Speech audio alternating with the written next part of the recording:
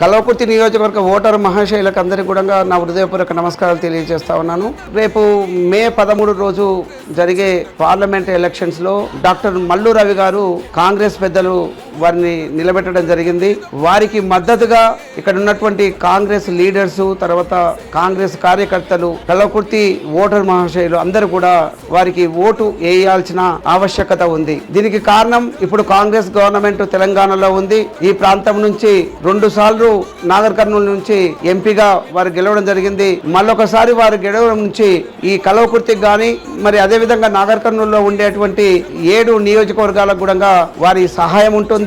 ఇక్కడ నుంచి మన ప్రాంతవాసి అయినటువంటి గౌరవ ముఖ్యమంత్రి రేవంత్ రెడ్డి గారు ఉన్నారు.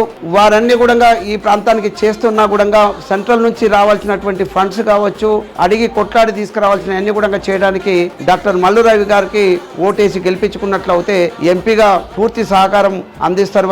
వారు నీతి నిజాయితీతోటి పనిచేసినటువంటి వ్యక్తి. 2 పర్యాయాలు నాగర్ కర్నూలు నుంచి చేసినారు. మన ప్రజలకు అందరికీ కూడా వారి యొక్క పనితనం గాని, వారి యొక్క మంచి గుణం గాని అందరికీ తెలిసినదే. సుపరిచితుడు, ఎప్పుడు పిలిచినా కూడా పలికేటువంటి వ్యక్తి, ఎప్పుడు ఫోన్ చేసినా రెస్పాండ్ అయ్యేటువంటి వ్యక్తి. మరి ఈ ప్రాంత అభివృద్ధి కోసానికి పనిచేసేటువంటి వ్యక్తి డాక్టర్ మల్లు రవి గారికి చేతు గుర్తుకు కాంగ్రెస్ పార్టీకి ఓటేసి గెలిపించినట్లయితే అన్ని విధాలుగా కల్వకుర్తితో పాటు మరి నాగర్ కర్నూలు పార్లమెంటు నియోజకవర్గం అంతా కూడా అభివృద్ధి చెందుతుంది. మరి అందరికీ నేను విజ్ఞప్తి చేస్తా ఉన్నాను, రిక్వెస్ట్ చేస్తా ఉన్నాను. నాకు సహకరించేటువంటి డాక్టర్ మల్లు రవి గారికి ఓట్లేసినట్లయితే శీఘ్రగతిన కల్వకుర్తి డెవలప్ అవుతుందని చెప్పేసి నేను అందరికీ కూడా పిలుపునిస్తున్నా. మరి ఈ రాబోయే ఈ 13 రోజులు ఖచ్చితంగా మరి అందరూ కార్యకర్తలు, కాంగ్రెస్ కార్యకర్తలు అందరూ కూడా ఇంటింట ప్రచారం చేసి అత్యధిక మెజార్టీ తీసుకురావాల్సిన అవసరం ఉంటుంది.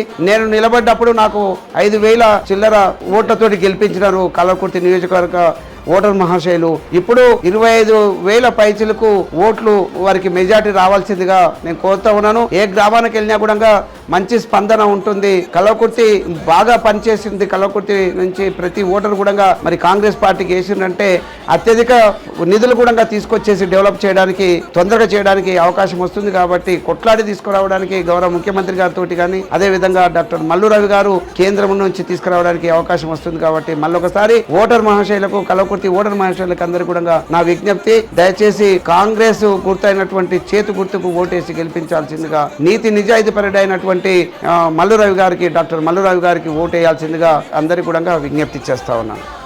Thank you.